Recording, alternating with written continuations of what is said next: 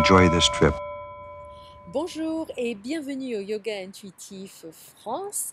Aujourd'hui, c'est l'heure de la vidéo du mois et nous allons nous concentrer sur une posture Salamba Sarvangasana, ce qui est l'appui sur les épaules. Alors, je vous ai donné un petit peu plus que la posture, je vous ai montré une routine parce que c'est issu d'une de mes pratiques un matin il y a quelques mois où je me suis filmée.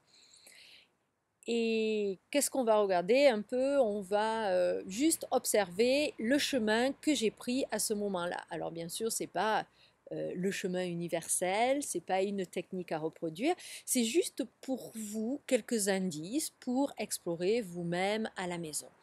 Alors si vous pensez que c'est beaucoup trop avancé, ne vous inquiétez pas, vous n'avez pas besoin de monter sur les épaules, mais commencez à sentir un peu la légèreté dans les jambes. Faites au moins le départ et juste explorez. Vous avez une intention de faire cette position.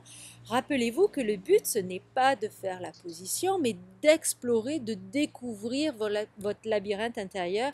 Donc, j'espère que cela va vous aider dans votre pratique à la maison, ce qui est quand même le but de cette petite vidéo du mois, et vous inspirer. Et puis, je vous dis au mois prochain, ou à très bientôt sur mon blog, sur la page Facebook Yoga Intuitif France, ou Pinterest, ou YouTube, et pourquoi pas en personne dans un de mes cours collectifs, mes petits groupes ou les cours particuliers. Bon, ben, je vous souhaite une très bonne journée et je vous dis à très bientôt. Au revoir.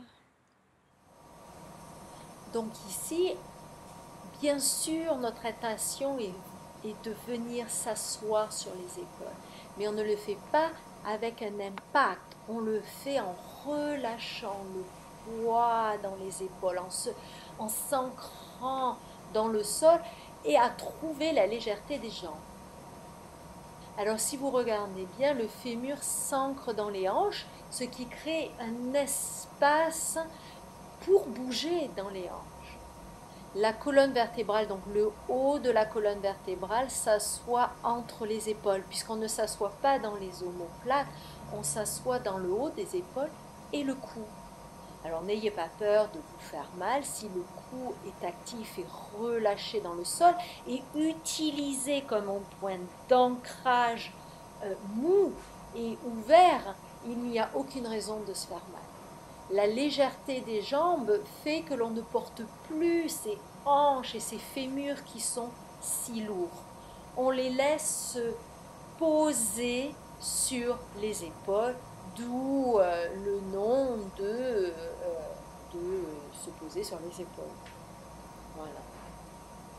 Il est donc possible pour les jambes d'avoir la liberté de bouger. Alors là, on est en Padmasana. Et rien, si vous regardez bien, il n'y a aucun impact. Et mes mains sont dans mon dos, mais j'en ai pas vraiment besoin puisque à chaque mouvement, je laisse aller mon poids dans le sol pour avoir une réponse dans les jambes qui est légère. Mon fémur ne pend pas, mes jambes ne pendent pas, elles sont bien liées à la colonne vertébrale. Mes bras ne pendent pas, ils sont bien liés à une colonne vertébrale qui s'active. Alors oui, je tends mes jambes, mais si vous voyez, le fémur est bien ancré dans les hanches. J'ancre les hanches et je freine avec les pieds pour ne créer aucune tension dans le corps.